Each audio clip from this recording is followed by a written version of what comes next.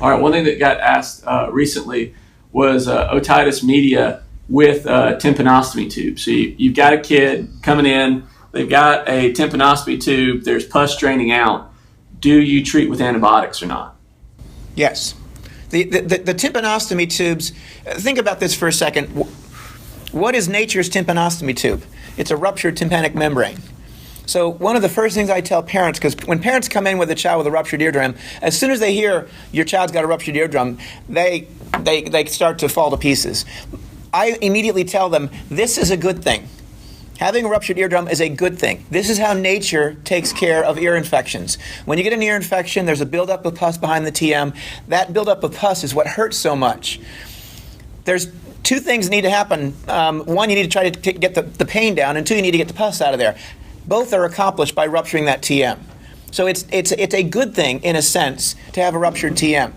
Do we treat ruptured TMs with antibiotics? Of course we do. So a tympanostomy tube is nothing more than an artificial way of rupturing the TM. These are kids that have lots and lots of ear infections, and rather than making them having to go through all the suffering of having all these ear infections and maybe not even rupturing their TM and having all these horrible ear, and I've had them when I was a kid, I remember them very well. It hurts like hell. So what you're doing with a tympanostomy tube is you're creating a hole to allow the pus to drain. Do you do systemic antibiotics, or do you like the topical? I personally prefer systemic antibiotics. There is nothing wrong with going with Cipro drops. Certainly the ENTs like that, and I've seen some other folks use them as well. I prefer using the oral because I know it's getting in. And whether one is better than the other, I'm not sure I've ever seen any literature to support one versus the other.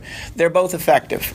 There's a review article that I found because someone emailed or asked this question, we didn't have time for it previously, that suggested, and it's actually pretty bad data because it wasn't patient-oriented, you kill more bugs with the topical stuff, it seems.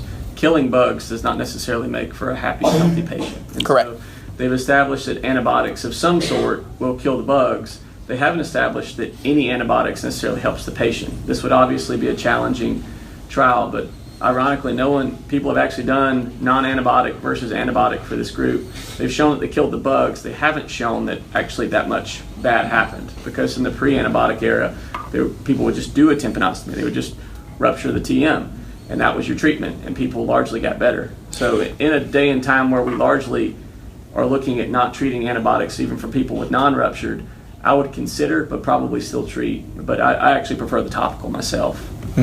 Sean?